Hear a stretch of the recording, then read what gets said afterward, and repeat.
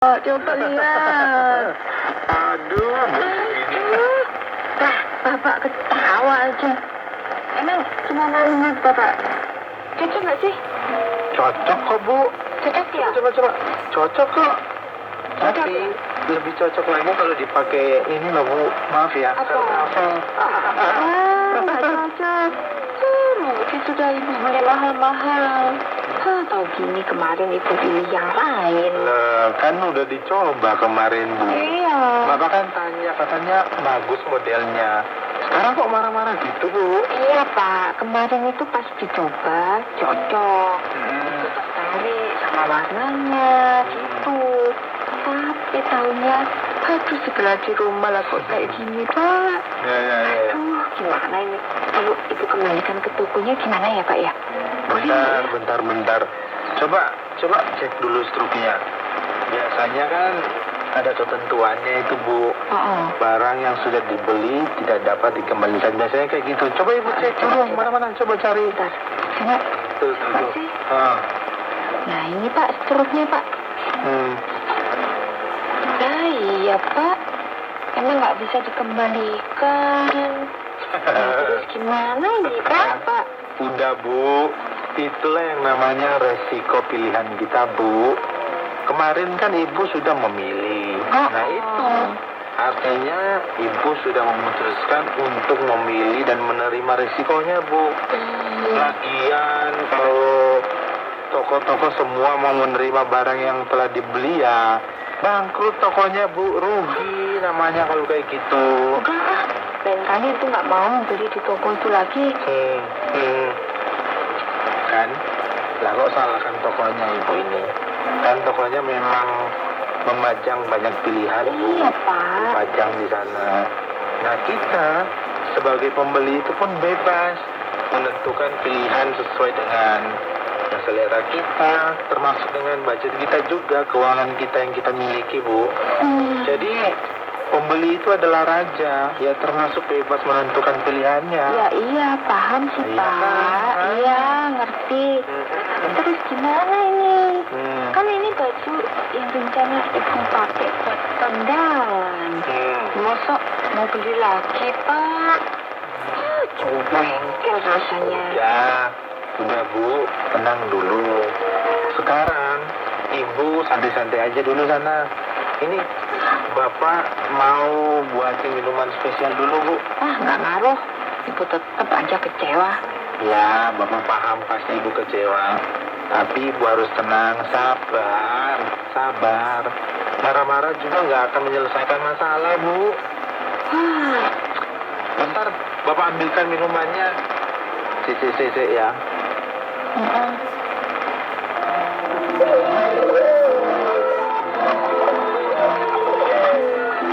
Nah, ini Bu.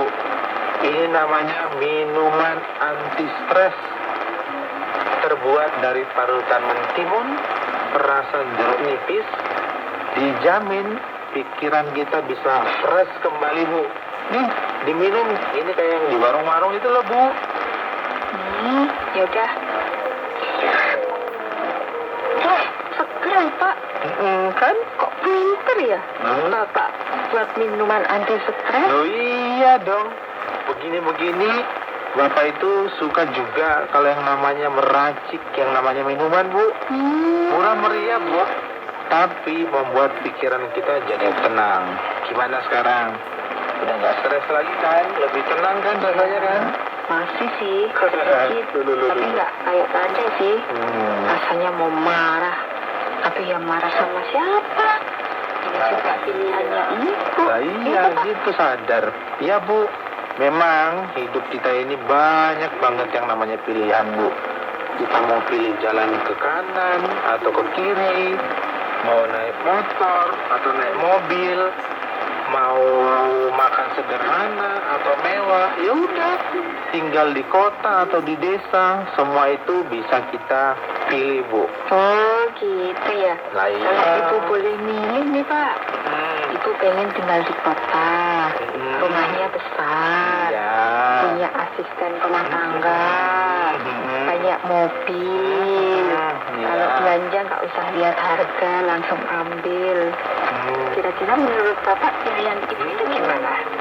Kalau yang itu sih mimpi, Bu. Mimpi ya? Iya. Kalau yang sekarang, ya begini aja dulu, Bu. Kita syukuri aja, Bu. Gimana? Ya, katanya kan kita bisa memilih. Maksudnya gimana tuh, Pak? Gini, hidup ini bukan hanya masalah materi aja, Bu. Itu yang harus Ibu pahami terlebih dahulu. Ya. Seperti punya rumah besar, mobil, banyak uang. Tapi hidup juga ini tentang bagaimana kita menjalani hidup dengan pilihan-pilihan. Apakah kita akan melakukan apa yang baik atau yang buruk? Itu, Bu, hidup ini. Oh, gitu. Maksudnya itu lebih kepada sikap hidup, gitu, Pak. Misalnya, apakah kita itu akan marah-marah kalau dikecewakan? Atau kita malah milih tetap tenang gitu lah? Betul ya, Pak? Benar sekali itu, Bu. Contohnya kan tadi Ibu kecewa dengan baju yang telah Ibu pilih. Ibu bisa aja tuh terus kecewa dan marah-marah, atau mungkin pilihan lain Ibu bisa menerima itu sebagai bentuk dari resiko kita memilih. Jadi sebagai pelajaran aja, Bu, buat kita biar lain kali itu kita bisa lebih hati-hati gitu loh, Bu. Oke. Sekarang Ibu paham. Ternyata kita ini ya, Pak, ya, sebagai manusia itu memang sudah diberikan kebebasan oleh Tuhan untuk memilih. Benar. Itu ya, perhatian lagi. Kan baju yang lain masih banyak, Bu. Itu tuh di lemari tinggal milih, Bu. Bapak ini gimana? Ya malu lah, Pak. Nanti apa kata tetangga? Itu bajunya itu aja. Ya malu, Pak. Nah, seperti yang Bapak bilang tadi nih, hidup itu pilihan, Bu. Pilihan. Mau gengsi atau bersyukur atas apa yang ada. Ayo, Ibu tinggal pilih. Lagian kan itu semua pilihan kita. Jadi setiap pilihan itu pasti ada apanya, Bu? Ada risikonya. Ya, Ibu paham sih, Ibu paham. Hidup itu pilihan, mau pilih yang baik atau yang buruk. Tapi ini soal baju, Pak. Masa nggak senang lihat istrinya tampil beda? Ayo Bapak pilih yang mana? Lihat istri tersenyum atau lihat istri cemberut? Ayo, pilih sekarang, Bapak. Yo, pasti Bapak pilih lihat istri yang tersenyum lah, Bu. Nah, kalau gitu, angkat isi ketok lagi ya, Pak, ya. Ibu mau beli baju yang lain. Nggak usah yang mahal, yang penting cocok itu loh, Pak. Itu aja, ya. Tapi Bapak ada janjian ini, Bu. Alasan lagi. Bukan alasan. Alasan. Bilang aja, susah keluarin duit buat istrinya. Sudah, sekarang pilih lagi. Mau lihat ibu tersenyum atau cemberut? Yo, tersenyum, Bu. Tersenyum lah. Ya udah, kalau gitu kita berangkat sekarang. Pengen lihat istri tersenyum kan? Iya, Bu. Memang hidup ini adalah pilihan, Bu. Ayo. Meskipun berat Ayo, Bu. ayo kita berangkat.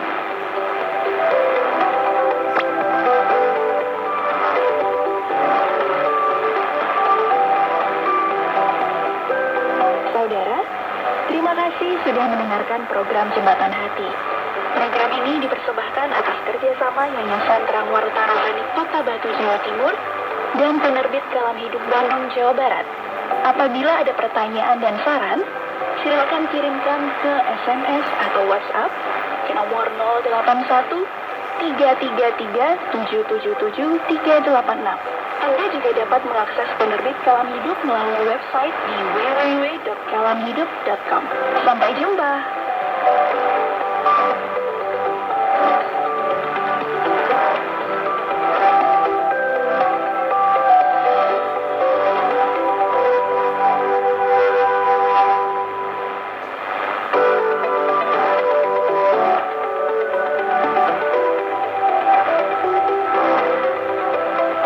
Salam sahabat, saya senang kembali berjumpa dengan sahabat semuanya dalam program Jembatan Hati. Bersama dengan saya, Verlon Manguna, akan menemani sahabat semuanya dengan topik hari ini yaitu hidup itu pilihan. Mari kita simak bersama.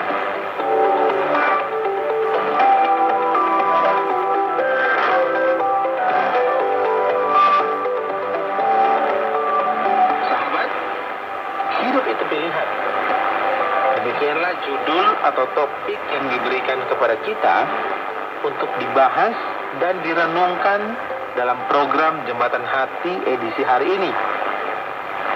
Hidup itu pilihan. Judul yang cukup singkat, bukan? Hanya 3 kata. Oke, mari coba kita simak ya. Pada awalnya mungkin kita sedikit bingung. Maksudnya, kita mungkin saja masih agak ragu untuk memahami dengan tepat frasa atau statement ini. Apakah hidup yang sedang kita miliki ini adalah sebuah pilihan bebas? Pilihan kita sendiri? Pilihan bebas dari masing-masing kita secara pribadi? Ataukah hidup ini sebenarnya sebuah pemberian, sebuah anugerah yang luar biasa besar dan istimewa yang diberikan kepada masing-masing kita tanpa kita minta itu kepada siapapun, termasuk memintanya kepada Tuhan? Lalu, karena hidup ini telah diberikan, maka kita sebetulnya hanya bisa menerimanya saja. Tidak mungkin kita tolak. Kenyataannya dan faktanya bahwa kita ini memang ada, sedang hidup dan berkarya. Kita menerima hidup ini tentu dengan senang hati.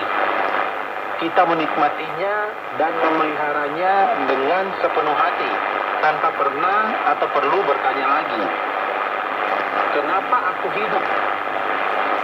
Karena kepadaku diberikan atau dianugerahi hidup seperti ini.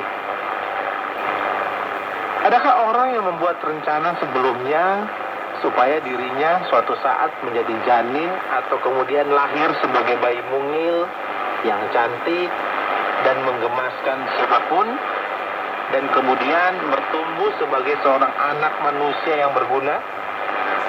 Jawabannya tentu saja tidak ada. Tidak ada orang yang tahu bahwa dirinya akan lahir di dunia ini. Setiap orang hanya tahu bahwa dirinya sudah lahir bertahun-tahun yang lalu dan sedang hadir di dunia saat ini. Tetapi ia juga yakin bahwa di kemudian hari ia akan mati. Entah kapan, di mana, dan bagaimana ia akan menemui ajalnya. Yang berarti, di saat itu ia tidak lagi hadir di dunia ini untuk selama-lamanya. Begitulah manusia. Begitulah Anda dan saya. Memang ada suatu keistimewaan bagi setiap pasangan suami istri yang sebelumnya bisa tahu bahwa mereka akan segera menjadi ayah dan ibu dari seorang anak yang dikandung sebagai hasil perkawinan mereka. Mereka sudah bisa merencanakan untuk memberikan nama yang bagus kepada anak mereka, bila anak mereka laki-laki atau perempuan. Bahkan mereka juga bisa membuat rencana bagaimana kelak anak mereka setelah dilahirkan akan bertumbuh sehat. Bagaimana caranya mereka dibesarkan, bagaimana caranya dididik, dibina, disiapkan untuk menjadi anak yang berguna. Kita semua menginginkan hal itu. Menjadi seorang manusia yang berguna bagi kehidupannya sendiri, berguna bagi masyarakat, dan lebih lagi berguna bagi Tuhan yang mereka percayai.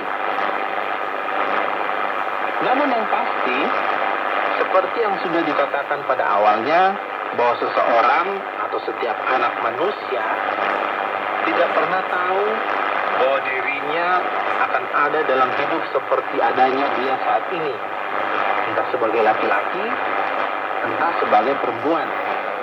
Semoga ini bisa memberkati kita, menguatkan iman kita semuanya. Saya Ferlan Malamuna, pamit. Shalom. Program Jembatan Hati diproduksi dan dipersembahkan atas kerjasama Yayasan Terang Warta Rohani di Batu, Jawa Timur, dan Penerbit Kalam Hidup di Bandung, Jawa Barat. Program ini dengan sederhana menyoroti dan memaparkan kondisi hati manusia dan karakter manusia di bawah terang firman Allah. Apabila Anda memiliki pertanyaan dan saran berhubungan dengan program ini, atau berespon terhadap topik program hari ini, Anda dipersilakan untuk menyampaikan melalui WhatsApp ke nomor 081 333 777 386. Anda dapat juga mengakses program ini ke website penerbit Kalam Hidup, yaitu www.kalamhidup.com. Terima kasih atas perhatian Anda.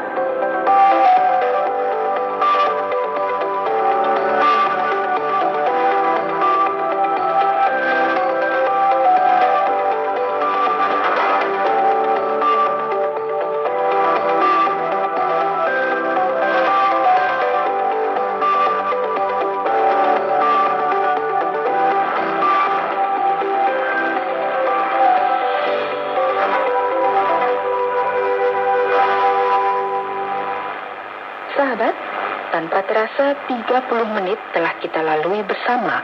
Saya mengajak Anda untuk tetap mendengarkan program Jembatan Hati, sebuah program yang berbicara tentang Allah Pencipta dan manusia sebagai umat ciptaannya. Di minggu depan, pada gelombang 25 meter atau frekuensi 11.965 kHz. Pukul 17.30 waktu Indonesia bagian Barat. Inilah RTWR Agana Huang.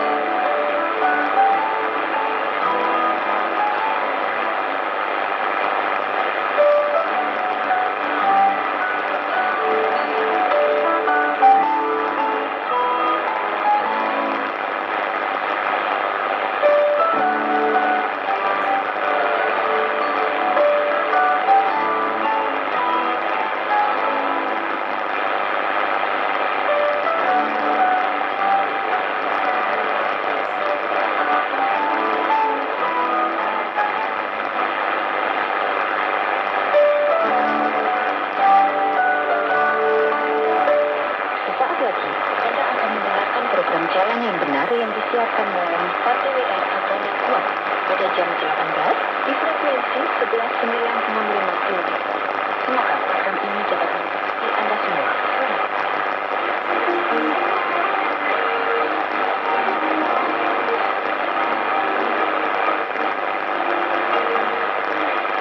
Salam kasih dan selamat datang saudaraku ke program Jalan yang Benar. Kita pinjau yang suci yang mengandungi kisah juru selamat yang agung, Yesus Kristus. Yesus bermaksud Allah menyelamatkan. Yesus kata Mesias yang bermaksud orang yang telah dilantik. Yesus Kristus Allah yang dilantik oleh Allah untuk menyelamatkan manusia dari perikatan dosa. Kita dapat lihat, kebanyakan orang tidak tahu siapakah Yesus sebenarnya. Ada yang menganggap sebagai nabi, tetapi mereka tidak memahami bahwa dia adalah firman Allah yang datang dari surga dan datang ke bumi sebagai manusia. Ada yang terkenal imam dan perintah Yahudi sangat cinta kepada Yesus dan akhirnya membunuhnya dengan mengantung Yesus di kayu salib. Kematian Mesias di atas Tuhan adalah selaras dengan rancangan Allah. Dia telah buat mimpi dahulu melalui nabi. Dalam program terakhir kita melihat bahwa Allah membangkitkan Yesus semula pada hari ketiga.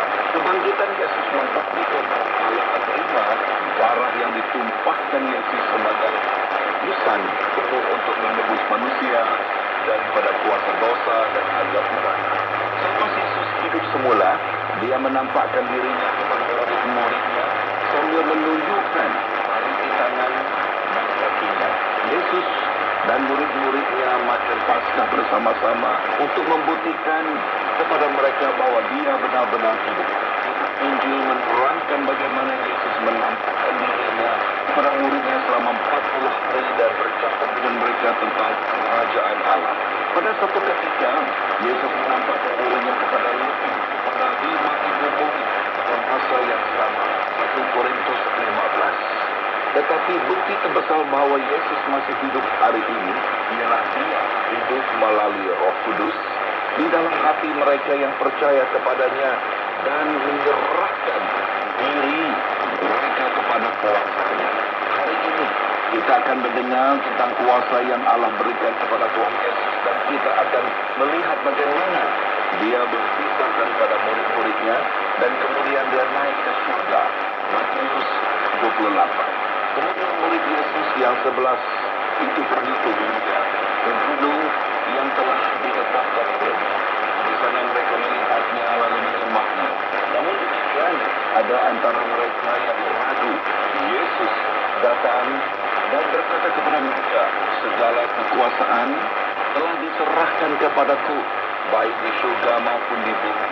Oleh itu, pergilah, jadikan semua bangsa dan baptiskan mereka dengan nama Bapa.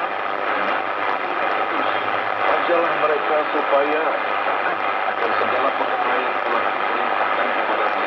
Akan sentiasa bersamamu hingga akhir zaman. Adakah Anda mendengar apa yang Yesus katakan kepada murid-muridnya? Dia berkata kepada mereka, segala kuasa di surga dan di bumi telah diberikan kepadaku. Jadikanlah semua bangsa peraku. Mengapa Yesus berkata bahwa dia mempunyai kuasa di surga dan di bumi?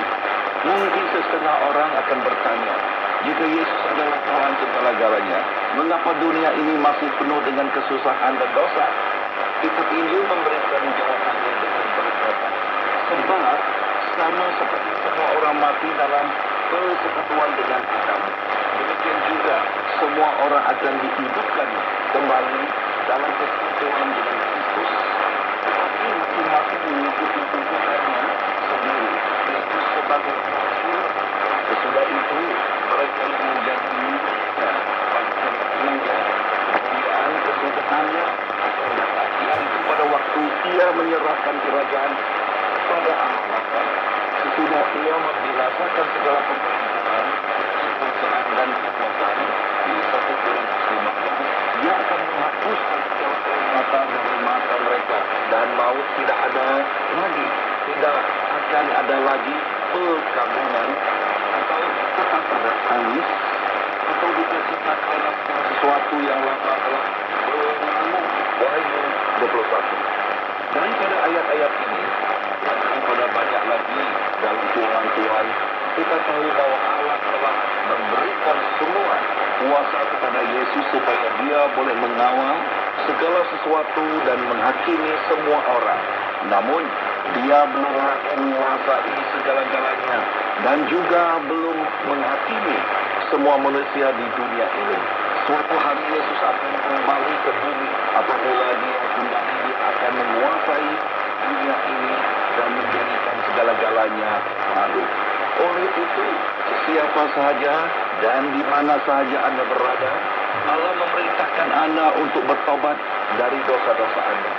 Berpalinglah kepadanya. Percaya kepada berita baik keselamatan berdasarkan kematian dan kebangkitan Yesus Kristus.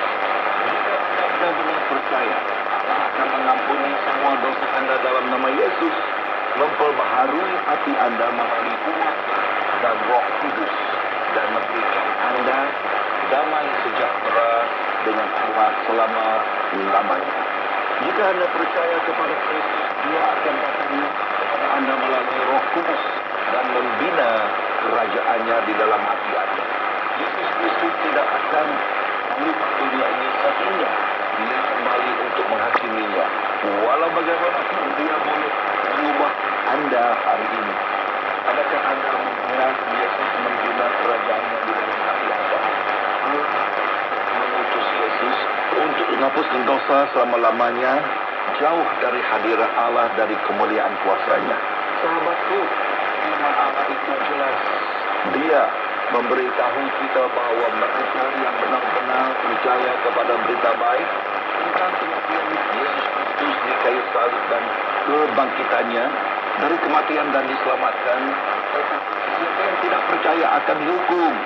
Yesus menumpahkan darahnya sebagai korban yang boleh menghapuskan utang dosa dan selama-lamanya. Tetapi darah yang ditumpahkan oleh Yesus tidak berguna kepada Anda jika Anda tidak percaya dalam hati Anda terhadap kitab Injil berkata, kerana begitu besar kasih Allah ke dunia ini sehingga Dia telah menuruniakan anak tunggalnya supaya setiap orang yang percaya kepadanya tidak binasa melainkan beroleh hidup yang kekal.